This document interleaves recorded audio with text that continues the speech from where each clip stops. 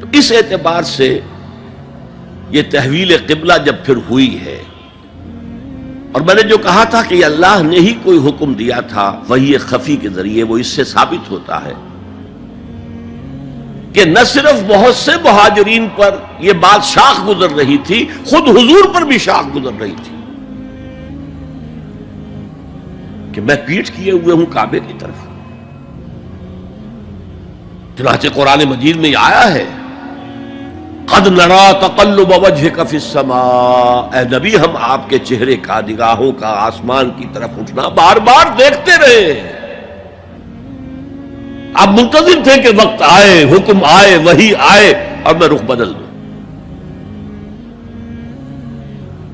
وما جعلنا القبلة التي كنت عليها الا لنعلم من يتبع الرسول ممن ينقلب على عقبيه، یہ اللہ نے اپنی طرف منسوب کر دیا، اور ہم نے وہ قبلہ جس پر تم اب تک رہے ہو 16 مہینے 17 مہینے یہ مقرر کیا تھا تاکہ دیکھ لیں کہ کون ہے رسول کا اتباع کرنے والے اور کون ہے جو اپنے الٹے پاؤں پھر جانے والے۔ کیا مطلب ہے اس کا؟ مہاجرین مکے سے آئے تھے، ان کے دلوں میں عظمت جو ہے کعبے کی وہ پلی ہوئی تھی اندر ٹھوک ٹھوک کر۔ اب دیکھا اللہ نے حکم نہیں دیا وحی جلی کے ذریعے سے، یہ رسول کا حکم تھا۔ گویا کہ یہ ایک امتحان ہو گیا کہ کہیں تمہاری حمیت جاہلی، تمہاری محبت جو تمہیں کعبے سے ہے وہ تمہیں اسلام سے پھیر تو نہیں دیتی؟ آیا تم رسول کے حکم کو مقدم رکھتے ہو اور اپنی کسی سابقہ حمیت، جسے حمیت جاہلی ہم کہہ دیں گے، اس کو مقدم رکھتے ہو؟ یہ ایک سخت امتحان تھا جس میں کہ اہل مکہ جو مہاجرین تھے وہ مبتلا کیے گئے، اور خاص طور پر یہ بات کہ رسول کا حکم ماننے کی تاکید، چاہے ابھی قرآن میں کوئی آیت نہیں آئی ہے لیکن حقیقی مومن کے لیے رسول کا فرمانا بھی ایسے ہی ہے جیسے کہ اللہ کا فرمانا۔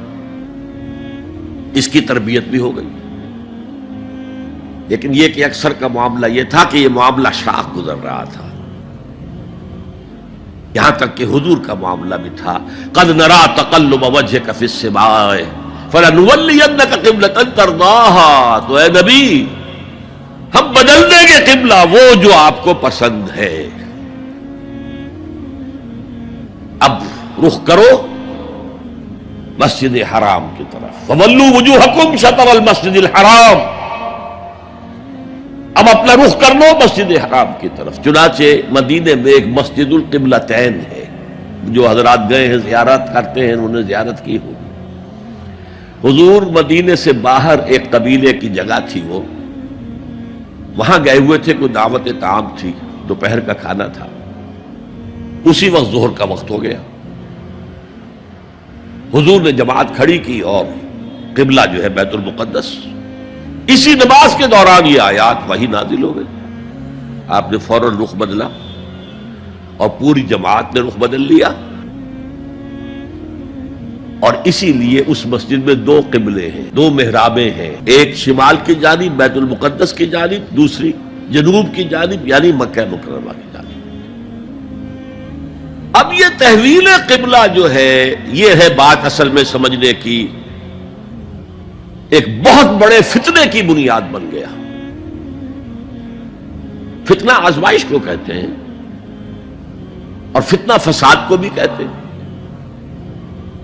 فساد یہودیوں کی طرف سے شروع ہوا، یہ کیسا نبی ہے جس کا قبلہ ہی معین نہیں؟ ابھی یہ شمال کی طرف رخ کر کے نماز پڑھ رہا تھا اور اب اس نے جو ہے جنوب کی طرف رخ کر لیا، کیسا رسول ہے یہ؟ کیسا نبی ہے؟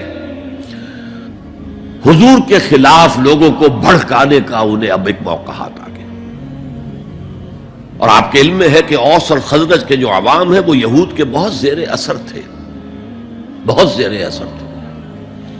وہی بات کہ وہ سمجھتے تھے ہمارے پاس نہ کوئی شریعت ہے، نہ کتاب ہے، نہ کوئی قانون ہے، نہ ہمارے ہاں کوئی مفتی ہے، نہ قاضی ہے۔ ان کے ہاں تو کتاب ہے، شریعت ہے، مفتی ہے، قاضی ہے، ان کا تو بحال کلچرڈ لوگ ہیں، تو ایک روب تھا ان کا۔ لہذا یہ ایک ان کو موقع مل گیا کہ اس پر لوگوں کے جذبات کو بھڑکائیں اور حضور سے برگشتہ کر دیں۔ دوسری طرف سادہ نو مسلمانوں کے اندر بھی ایک فتنہ بطور آزمائش آ گیا کہ اگر اصل قبلہ یہ تھا تو یہ 16 مہینے کی نمازیں تو ہماری اکارت گئی، غلط رخ پر پڑی ہم نے، اور نماز تو دین کا اصل ستون ہے، اور یہ نمازیں ہماری ضائع ہو گئی۔ یہ ان کے دلوں میں ایک وسوسہ پیدا ہوا۔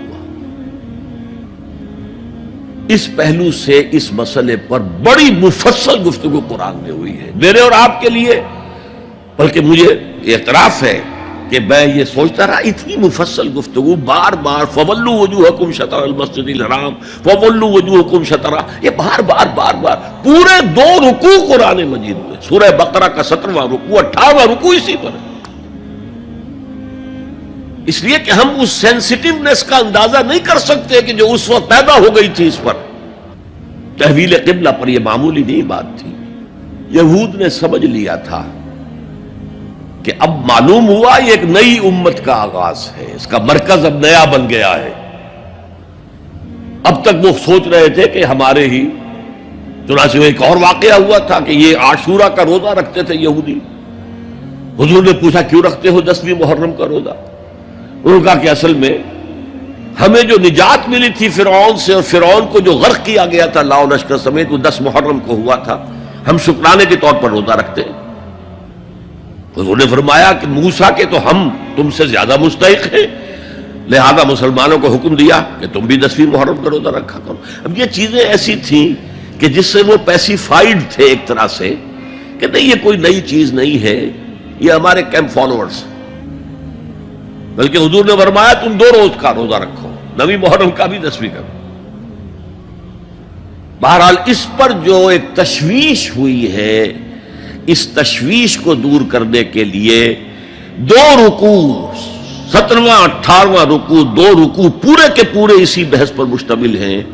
اور اس کے علاوہ اب میں مثال دوں کہ میرا ایک ہاتھ یوں ہے، ایک ہاتھ یوں ہے، بیچ میں میرا جسم ہے، تو اس بحث کا جسم جو ہے وہ تو وہ 2 رکوع ہیں، رکوع 17واں 18واں، لیکن ادھر دور پہلے ایک آیت آ گئی تھی جس نے زمین ہموار کی، للہ المشرق والمغرب فینما تولوا فثم وجہ اللہ۔ 2 رکوع پہلے، مشرق و مغرب سب اللہ کے ہیں، جدھر بھی رخ کرو اللہ کا رخ ہے۔ قبلے کا مطلب یہ تو نہیں ہے کہ اللہ اس سمت میں محدود ہے، معاذ اللہ،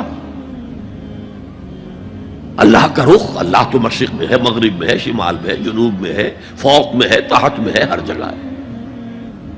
للہ المشرق والمغرب فینما تولوا فثم وجہ اللہ، مشرق و مغرب سب اللہ کے ہیں، جدھر بھی تم رخ کرو گے وہ اللہ کا رخ ہے۔ یہ ایک تمہید ہو گئی تھی۔ اس کے بعد ایسے وہاں جا کر عجیب سا محسوس ہوتا ہے کہ یہاں تو کوئی سیاق و سباق تو تھا نہیں، یہ آیت کس حوالے سے آئی ہے؟ اصل میں اس بحث کے لیے تمہید وہاں سے شروع کر کے بات چھوڑ دی گئی، اور پھر 2 رکوع آگے جو ہے وہ یہ آیت آ گئی کہ اگر ابھی کوئی ریزیڈول ایفیکٹ باقی ہے تو اب ان سے کہا جا رہا ہے سخن شناس نئی دل برا خطائی جاست۔ لوگوں تم بات نہیں سمجھتے، سخن شناس نہیں ہو اے میرے محبوب، دل برا سخن شناس نئی دل برا خطائی جا، خطا یہاں ہے، تم جسے اصل نیکی سمجھ بیٹھے ہو، ریچول ظاہری شکل، وہ اصل نیکی نہیں ہے، وہ کل نیکی نہیں ہے۔ نیکی تو اصل میں ایک روح ہے جو پورے وجود میں سرایت کرتی ہے، ایک بالکل مختلف انسان وجود میں لاتی ہے، ایک پورا مختلف کردار وجود میں لاتی ہے۔ نیکی تو حقیقت میں وہ ہے۔